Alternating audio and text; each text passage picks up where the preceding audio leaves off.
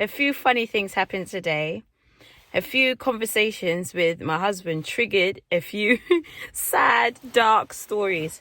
So the first one is related to parents. See, like, some people grew up with parents who were on their case, knew exactly what they were up to, knew what was going on in their lives. Okay, so what actually happened? Let me tell you what happened. So I was having a conversation about we were talking about fraud and what stops people doing fraud and getting involved in, crime and stuff like that. And I explained that I almost got caught up in that. And that took me back to where I was in life at the time. So I was about 20 years old. I've just had my 20th birthday party, and my friend invited me to essentially come into her world. It was someone I went to secondary school with and I hadn't seen in years, but I invited her to my birthday. And then all of a sudden I'm going, rather than going home after my birthday, I didn't go home. I went with her to this new world, which is in East London, with all of these Nigerian uncles and stuff like that. So while I was there, I literally stayed there for like a week. Like, they went to the shops, bought me clothes, everything. I took nothing with me. I had something to wear. I had something to eat. I had entertainment every single day. But while I was there, my husband asked me, so wait, your mum didn't call you? And I was just like, I don't know where I was. I don't know if I lived at home, if I lived on campus, if I had my own accommodation over the summer. I don't know what I was doing.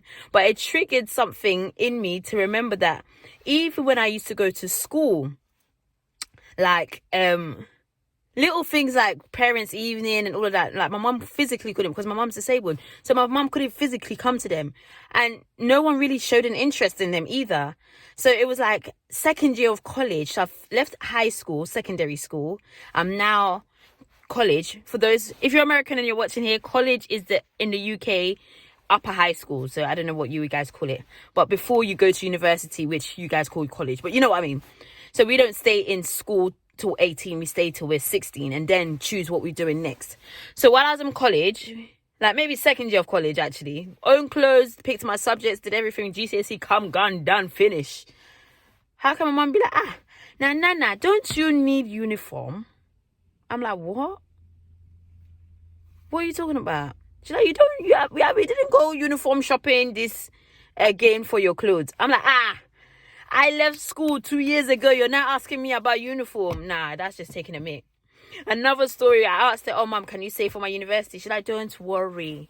The government will pay. And she wasn't lying. In the UK, the government will pay. But it's like simple things like that. I took that growing up as rejection. That nobody cared enough to check up on me. No one cared enough to want to find out what I'm up to. So that because of that rejection mindset, mentality I had, any little attention was magnified.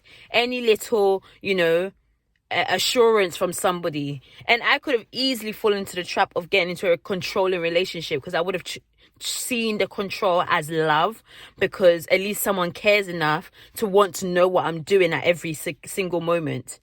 Another story that made me blew my mind. So I got married quite young.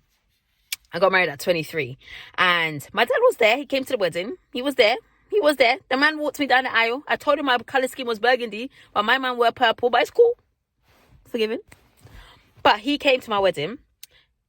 I've been married like 3 years, have a child, bought a house, bought a car, like living my life. I'm speaking to my dad, having a normal conversation. My man answers me, oh, so you're not a champong no more? That's my maiden name, his name, before I got married. I'm like, but father, father, I got married, you were there.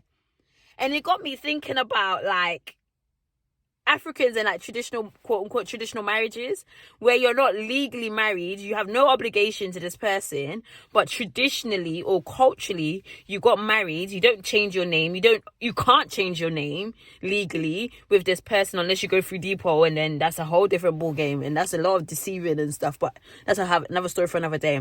But it's fascinating that I've been so detached from my parents that they didn't even know that I was actually married, even though they came to the wedding. Like legally, like legit wedding. And I'm like, little things like that really breeds a sense of rejection. The spirit of rejection falls on you. And yeah, these are just my 2 little stories I wanted to share.